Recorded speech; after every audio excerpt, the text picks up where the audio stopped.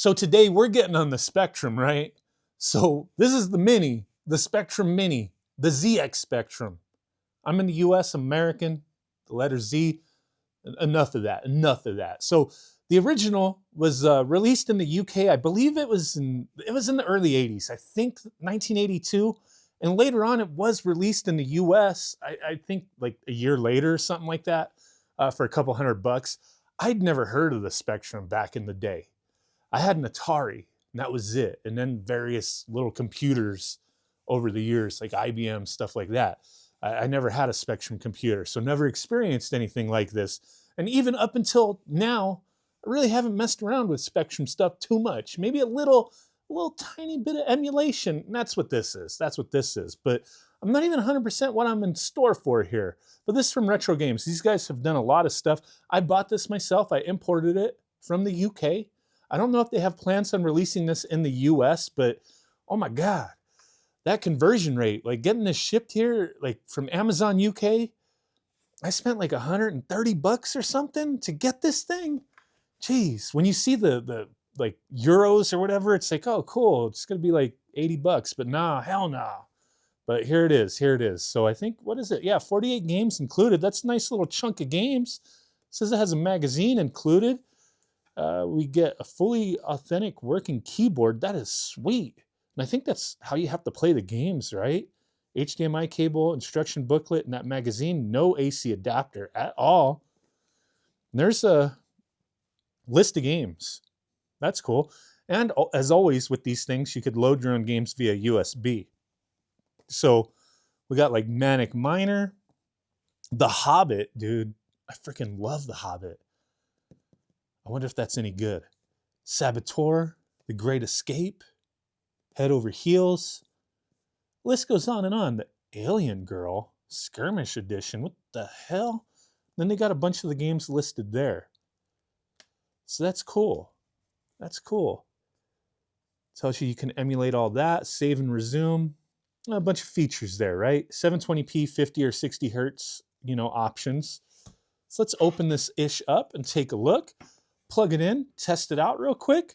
I like stuff like this. Not, I don't have nostalgia for it, but despite that, it feels refreshing in a way to experience something new in a sense that I didn't grow up with, especially when it's something like this where it's not just wonky. You know how like they did the C64 Mini originally where it didn't have working keys on the keyboard?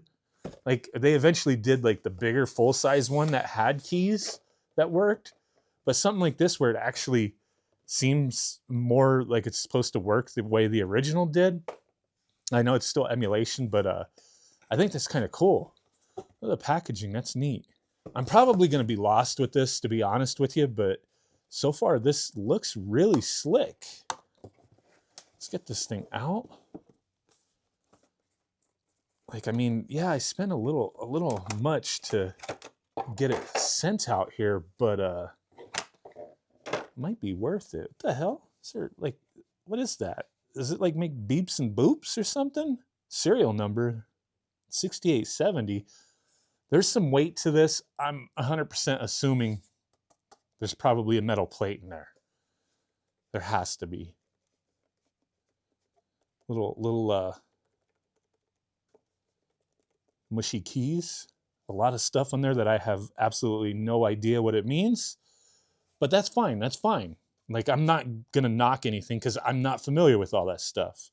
Power button, home button, a ton of USBs. Wow. USB-C for power. That's good. Like, this is just more like, I'm not calling this a review because I'm not like a Spectrum person. This is more of like my impressions. And so far, the impressions of the packaging and the way the product looks pretty sweet. But we gotta plug it in, right? There's just a little quick manual. Then it does come with this magazine. Yeah, that's kind of thick. Reviews of The Hobbit. Oh, it's like, that's cool. Oh, there's all their little consoles. The A500 Mini, the VIC-20, C64. See, there's the Maxi, the one where the keys work, the 400 Mini, and all the controllers they made. So they got reviews for some of the games they included on here. That's neat. That's a cool little addition here.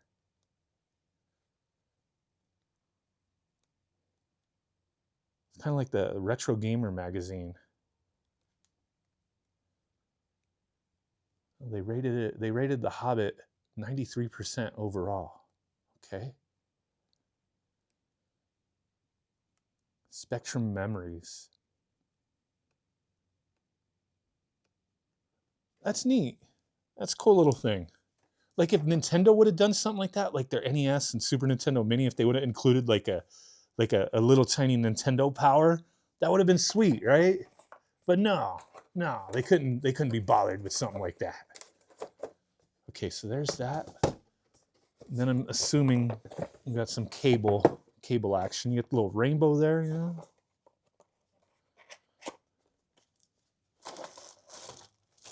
Yeah, that's it. Just HDMI and USB-C. I don't need to use those, so I'm not going to bother taking them out. But let's plug this thing in and check it out. Okay, yeah, this thing, I don't know. It tells you like the keys. I'm used to like, hey, you got to press the A button, you got to press the B button, but it's like, hey, press M to select. And I'm like, wait, how do I change it to 60 hertz? And like, I'm looking at the keys on here and it's like, okay, there's some arrow keys up there. So it's got to be the arrow keys, right? So yeah, hitting the arrow keys looks like that's what works. M to select and then enter, maybe? Run television test?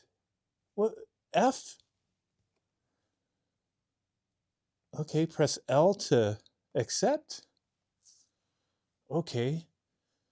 So you have to pay attention to all those little keys down there, dang it. Okay. So yeah, we're using the 5, 6, 7, and 8 key to scroll around. I want to check out this alien girl. Press M to start. 1 for easier, 2 for normal mode. See if my volume's up. Okay. Now I'm starting to figure it out, but like I'm pressing Q and A to go up and down, and then O and P to go left and right, and then I think it was space to shoot. Wait a minute.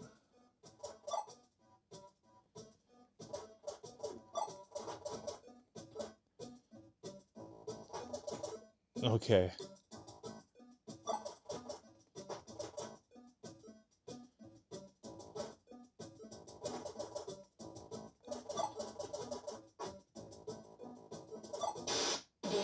Oh crap. Okay, alien girl. Okay, I'm starting to figure this out, man. This is taking me a moment. I'm not familiar with Spectrum, so like, you know, cut me some slack.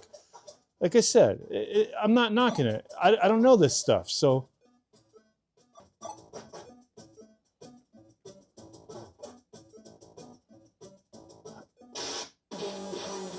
Oh my God. Okay, we gotta keep it moving, dude. There's a little menu button on the back. Wow. Okay, I was getting hooked on that game just because I was like trying to figure it out, you know?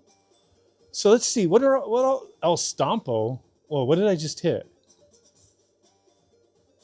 Oh, if you hit up, it tells you the damn controls. There it is. All right, press up. What? It's a text-based adventure. Okay. So there are no controls. Interesting. Okay, I still want to check it out though. You open the wooden chest. Gandalf goes east. Thorin waits. Kill Thorin. You attack Thorin, but the effort is wasted. His defense is too strong. Gandalf enters. Thorin attacks you. With one well-placed blow, Thorin cleaves your skull. You are dead. You've mastered 0.0% of this adventure. Did I just game over? Oh my God. You are in the troll's clearing. You see the hideous troll. The troll is carrying a large key. Blimey, look at this. Can you cook them? You can try. Couldn't make a mouthful. Fight troll. Kill troll. Hideous troll. You attack the hideous troll. He killed me? Again? Son of a bitch. Interesting. Okay, text-based adventure. I wasn't anticipating that. What else do we got? Jack the Nipper. Tenebra. This is a new game. I played this on the NES. It's a homebrew. The Way of the Exploding Fist. I'm gonna check that out. Wait, what's the controls? Oh, there's so many controls, dude.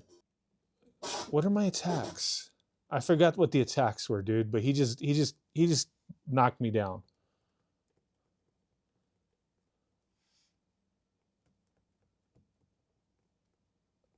Punch him in the head.